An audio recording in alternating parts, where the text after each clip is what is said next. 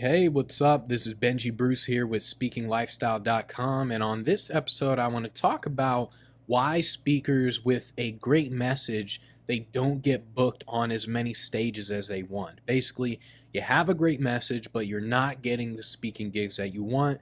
So I'm going to tell you what you need to do and what's really holding you back. You see, a lot of speakers, well, every speaker thinks that they have a great message, but they're just not getting on stages. They think that they have great content, a great blog, all that sort of stuff, but they're still not getting on stages. So what's the deal? Like, why are they not getting on stages? So speakers, all kinds of speakers, want to get on more stages. They want to get booked. They want to get the high prices, but they're not sure what they're doing wrong.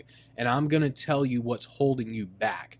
The common knowledge that you constantly hear about the speaking business is that you can have a great message, you need a great message, and then you'll be able to speak on stages. Or if you post your content like on your blog and YouTube and all that, then people are going to know you more and then you'll be able to speak on more stages.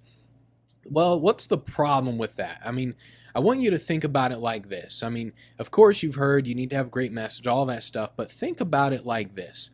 Let's say that you're a genius and you know the cure to cancer, you know the cure to AIDS, you know time travel, you know everything in the world, in the universe. You know everything because you're a freaking genius. But you're locked up in a prison in solitary confinement. In fact, they hate you so much that they duct tape your mouth because you talk too much.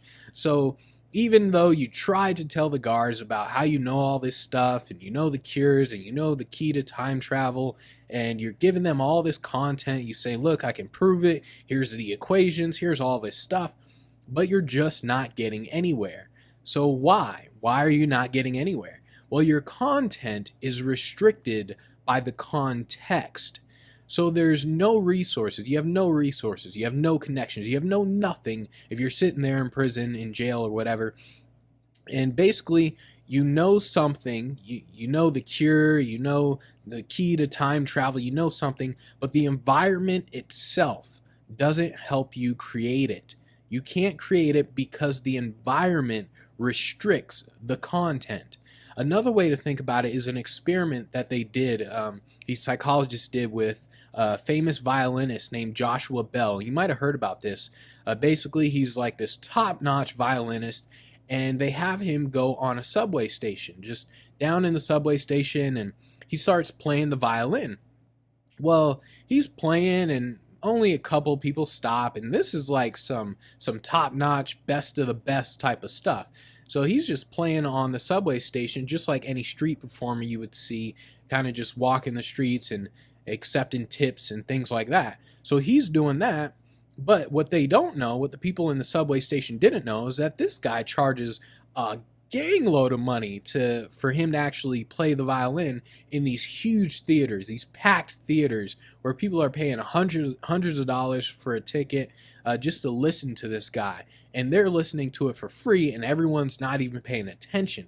So the context itself changed. When he was in the subway, no one paid attention. People were thinking, oh, he's a scrub, sure, it's kind of good or whatever. But when he's in a huge theater and people are paying hundreds of dollars for tickets, well, the context itself changes. Joshua Bell, the violinist, he stays the same. I mean, his talent is the same. The dude's good whether he's on the subway or whether he's in this huge theater. His content is the same, but the context around him is what changed. And that's what you need to pay attention to. Your content comes second place to the context that it's placed in. So how does this relate to speaking and getting on stages? Well, basically you need to focus more on the context around you. That's why things like social proof is so important, or your network, and or where you speak at, who you speak for. It's much better. I mean, if you share your content with a friend or if you share your content on Oprah, well, it's obviously much better to share your content on Oprah. So it's important that you pay very close attention to the context around you. I mean, let's say that you're a personal development speaker, and one of the things that you talk about is failure. So you talk about maybe something like how people need to fail in order to succeed, because if you're not failing, then you're not trying, and if you're not trying, then you just won't be successful. Let's say that's your content. Your content is failure. Now, Out of these two things I'm about to tell you, the context, which one do you think is going to make your content more godlike? So there's two contexts that you can place your content in. The first context is webinars, podcasts, YouTube videos, blog posts, social media. So you're talking about failure and you're posting on your blog about how you need to fail in order to succeed. You're posting on social media, you make some YouTube videos, you do podcasts, you do webinars, you do all that stuff. Okay, that's content, or that's context number one. Context number two is you say the same thing, except you say on a stage where there's 5,000 people in the audience. You say the same thing, except you're now on national TV. You're on CNN, you're on Fox, you're on all these TV channels, you're on the Tonight Show, you have a best-selling book. Which one of those is obviously better? Well, obviously the one where you're on stage with 5,000 people, you're on TV, you have a best-selling book. That's much better than webinars, YouTube, blog posts, social media. It's way better because the context changes your content.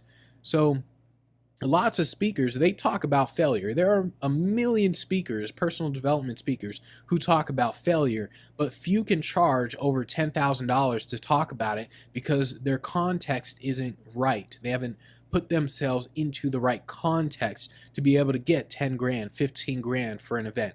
Someone like John Maxwell, you probably heard about John Maxwell, or if you've gone to like Barnes & Nobles, you've seen like the whole store filled with his books. Basically, John, he talks about failure a lot, and I mean, obviously other speakers do, but the difference is that John Maxwell, he has the context around him. He has the books in the Barnes & Nobles, like a million of them. He's been on TV. He's been on stages with the 5,000 people. He chooses his context a little differently than how most speakers choose to do it. So put yourself into a context, a frame that drives your content. Speakers, they do webinars, they host their own radio shows because they hope that their content will get them the speaking gigs, but that's not how it works. I mean, even in this video, the thing you're listening to right now, it's a YouTube video, and the context isn't good for the content. You see, if I made my money training speakers and talking about this stuff, then I would actually put this in itself into a better context. I would actually be doing things where I'm getting publicity instead of just posting this on YouTube. But I make most of my money at corporate events. So instead of focusing your time on content, you can do things like get publicity, because that gives your content more context. So go after the big companies, not the small events. I mean, what other context do you have around you? Really think about it. I mean, for example, like I'm a mind reader. I do mind reading shows. It's more than just speaking. So I can do more with that. I mean, think about what else you can do. Take your presentation and put it into the right environment. It's better to speak at, I don't know, it's better to speak at the White House than to speak at a meetup group.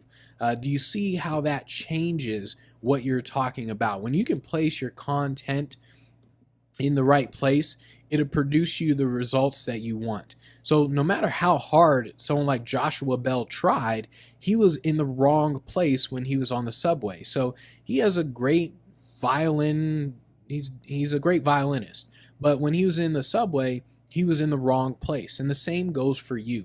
Your content may be amazing, but if your content is being placed in the wrong context, then it just won't work.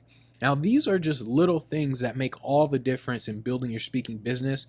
If you've heard a speaker and you thought to yourself like, oh, I can do that. Oh, my presentation is just as good as, if not better than his, and things like, if you've ever thought that to yourself, you see a speaker on stage and you thought that, then your problem isn't your content, it's your context. So change the context you're in, and it'd literally change your speaking business.